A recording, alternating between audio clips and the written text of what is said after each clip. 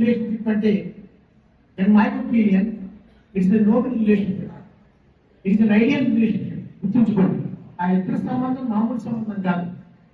మీకు ఇంకోటి అంటే nowhere in the world a teacher gets such respect and regard that does in India.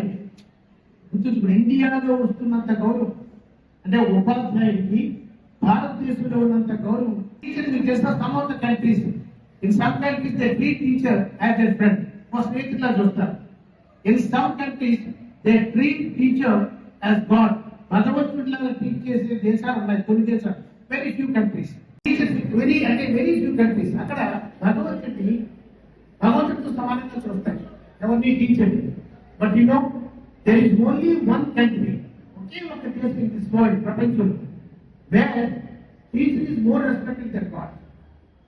ఈ ప్రపంచంలో ఒకే ఒక్క దేశం టీచర్ ని దేవుడి కంటే గొప్పగా చూస్తాయి. తెలుసా ఏంటంటే అది భారతదేశం. భారతదేశంలో ఏంటంటే ప్రాక్టీస్ ఏంటంటే మనం భగవంతుడి కంటే ముందు దేవుడికి, అందుకే కబీర్ అంటాడు, నాకు భగవంతుడు నా గురువు ఇద్దరు కనిపిస్తే మొట్టమొదటి దండ పెట్టేది దేవుడికి కాదు, గురువు కాదు. అయితే నీకు ఏంటంటే చిన్నదా అని చెప్తాను. కింద మనం ప్రయోగం చేసుకున్నాం, గురు ప్రేమ ఉంది కదా. కూడా అందరికీ గురువుతో సమానం, గురు సాక్షాత్ పరమ అంటే ఆ గురువు ప్రతి ఒక్క టీచర్ కూడా అంటే పరబ్రహ్మతో సమానం. అంటే ఏం నేర్చుకున్నా సరే ఆ టీచర్ దగ్గర నేర్చుకోవాలి. కాబట్టి గురు సాక్షాత్ పరబ్రహ్మ తస్మై శ్రీ గురువే నమః. ఈ బ్రహ్మ ఉన్నది గురు బ్రహ్మ, గురు విష్ణు. పరబ్రహ్మ అనేది మొత్తం యూనివర్స్ మొత్తం ఇది మెయిన్ గాడ్, ఈ అనేది పరబ్రహ్మ. అంటే ఏం నేర్చుకున్నా సరే ఆయన చూసి నేర్చుకోవాలి. నేర్చుకోవడం తర్వాత గురు సాక్షాత్ పరబ్రహ్మ, ఈ బ్రహ్మ ఆ బ్రహ్మ డిఫరెన్స్ ఉందా? పరబ్రహ్మ అనేది అంటే మన హార్ట్కి మెయిన్ గాడ్ ఇస్ పరబ్రహ్మ.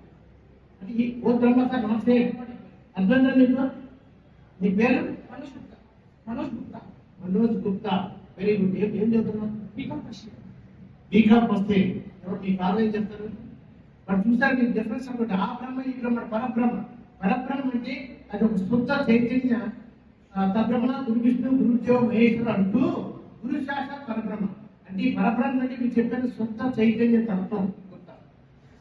మీకు అంటే ఈ బ్రహ్మ విష్ణు మహేశ్వరుడికి త్రిమూర్తికి అందరికీ కూడా ఆ శక్తిని ప్రసాదించే మూలశక్తి ఏదంటే ఈ పరబ్రహ్మ, పరమాత్మ అంటారు. మీకు అందుకని ఈ పరమాత్మ నుంచే ఆ శక్తిని తీసుకుంటారు. ఒక్కొక్క శక్తికి ఒక్కొక్క పేరు పెడతాం. అదేంటంటే క్రియేషన్, సృష్టించే శక్తి. ఆ సృష్టించే శక్తి ఎవరికి? బ్రహ్మ. ఆ బ్రహ్మను పేరు పెడతాం. అలాగే మెయింటెనెన్స్ స్థితి, ఆ స్థితికి విష్ణు అని పేరు పెడతాం.